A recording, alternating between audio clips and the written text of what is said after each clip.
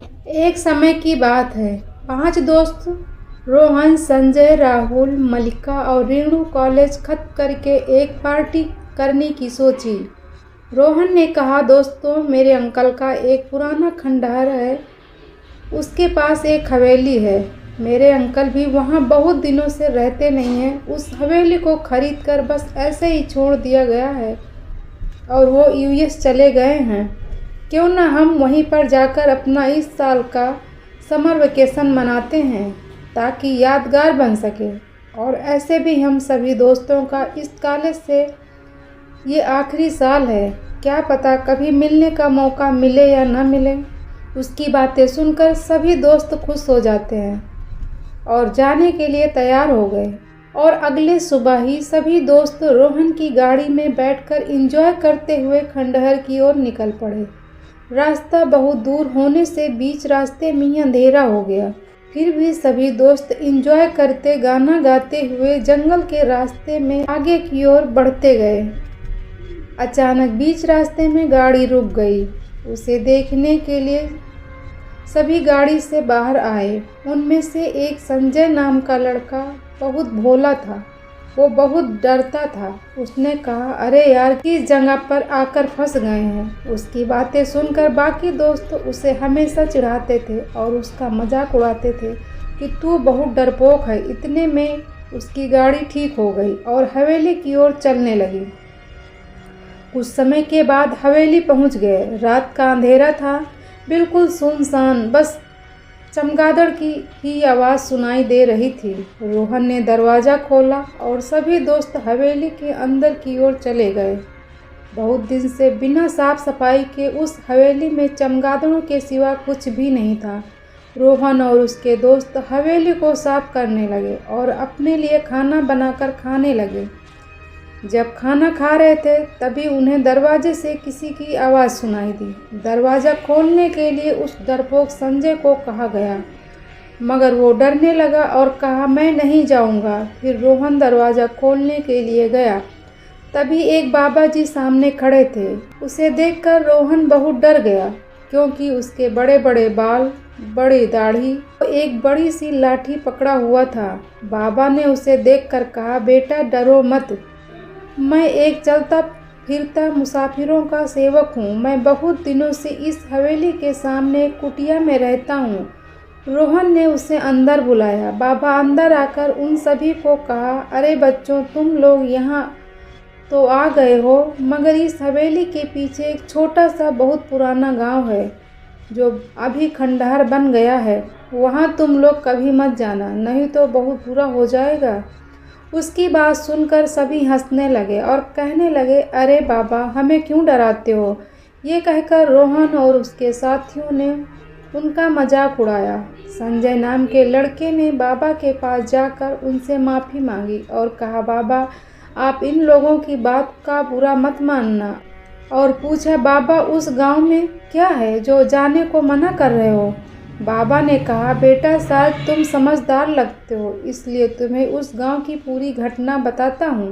बाबा उस गांव की वर्षों पहले हुई उस घटना के बारे में बताने लगे। वे बोले, सुनो बेटा, एक समय इस हवेली में एक चंद्रमणि नाम का राजा इस राज्य में शासन करता था। वो बहुत ही क्रूर और घमंडी राजा था। हमेशा उस गांव के लोगों को मजदूरी करवाता और ढंग से खाने को भी नहीं देता था। बस खाने के लिए उन्हें एक समय का खाना देता था, फिर भी पूरे दिन रात काम करवाता था। उन्हीं के गांव के ज़मीन के नीचे सोने की खान थी, जिसके लोभ में राजा उन्हें अपने कब्जे में कर उन्हीं से दिन रात मेहनत करवाता रहता था। तभी उनमें से एक मजदूर ने आवाज़ उठाई कि उस ज़मीन का जो भी खजाना है वो हम सबका है और आप हमें भी इस खजाने से दूर कर मेहनत करवा रहे हैं। उसकी बात को सुनकर राजा उसे तुरंत मृत्युदंड देने का आदेश दे दिया। जब भी राजा के खिलाफ कोई आवाज़ उठाता तो उन्हें मृत्युदंड ही देता था। राजा के इस अत्याचार से गांव वाले बहुत क्रोधित हो गए और एक दिन पूरे गांव वालों ने उस राजा के खिलाफ बगावत कर दी। और एक रात सभी गांव वाले अपने अपने हाथ में मशाल पकड़कर उस राजा को मारने के लिए हवेली की ओर चले गए। गांव वालों को देखकर राजा डर गया और पीछे के दरवाजे से भागने लगा, मगर गांव वाले की नज़र उस पर पड़ गई और उसे पकड़कर मार डाला। उसी गांव के सोने की खान में दफना दिया और सभी गांव वाले वहां से दूसरी जगह जाने के लिए सुबह का इंतजार कर रहे थे और अगले दिन जाने ही वाले थे कि अचानक उस रात राजा के बेटे, जो एक तरह से राजा से ही बढ़कर हैवान था, उसने उन सभी गांव वालों को उनके ही झोपड़ी वाले घर में आग लगवाकर मार डाला। सभी गांव वाले तड़प तड़प कर चिल्लाते हुए दम तोड़ दिए और सभी के सभी मर गए। उनमें से मैं ही एक जिंदा बचा हूँ। उस दिन से उन सभी गांव वालों की रूह वहीं भटकती रहती है, आसपास आने वाले किसी को भी छोड़ती नहीं थी। इसलिए मैंने भी उस गांव को कुछ मंत्रों से बांध दिया है और मैं राह भटकते लोगों को वहां जाने से मना करता रहता हूँ। और कहा, बेटा संजय, फिर एक दिन राजा का बेटा उस सोने की लालच में उस गांव में चला गया, जिससे उन सभी की भटकती हुई रूह ने उसे बड़ी ही बेरहमी से मार डाला। यह बात आसपास के सभी गांव में फैल गई, जिससे कोई भी उस गांव के आसपास जाने की हिम्मत नहीं करता।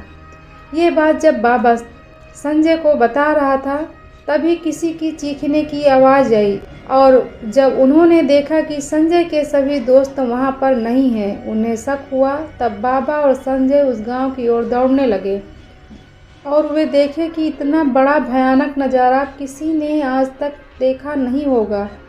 रोहन एक हैवान की तरह अपने ही दोस्तों को एक बड़ी सी हथियार से काट रहा था और उनकी मांस को नोच नोच कर खा रहा था। यह देख गांव वाले की रूह खूब हंस रही थी और चिल्ला चिल्ला कर बोल रही थी कि रोहन मारो, इनको मारो। कुछ दोस्त तो उससे जान बचाने से भाग रहे थे, मगर उस गांव के चारों तरफ उन आत्माओं का वास था जो बाहर जाने नहीं देते थे। ये सब दूर से बाबा और संजय देख रहे थे, मगर वे अंदर नहीं जा सकते थे। सभी दोस्तों को आत्माओं ने चुन चुन कर मार दिया। संजय के सभी दोस्तों की आत्मा संजय को बुला रही थी और कह रही थी, बचाओ, हमें बचाओ। संजय को भी लगा कि मेरे दोस्तों को कुछ नहीं हुआ है, उनको मेरी मदद की ज़रूरत है, इसलिए मुझे बुला रहे हैं। एक पल के लिए संजय उनके बातों में उलझ गया था और उनको बचाने के लिए उनके पास जाना चाहता था, मगर बाबा ने उसे रोक कर कहा, बेटा, तुम्हारे दोस्त मर गए हैं, अब चलो यहाँ से, नहीं तो तुम्हें भी मार डालेंगे। बहुत समझाने के बाद संजय अपने आप पर काबू पाया। उसके बाद उनकी आत्मा जमीन के अंदर घुस गई। संजय अपने दोस्तों को उन खौफनाक भूतों से बचा न सका। बाबा भी कुछ नहीं कर पाए और वहाँ से चले गए। उन आत्माओं का साया उन गांव में हमेशा हमेशा के लिए बस गया। तो दोस्तों, ये थी आज की कहानी। मिलते हैं आपको एक नई वीडियो में नई स्टोरी के साथ। तब तक के लिए बाय बाय।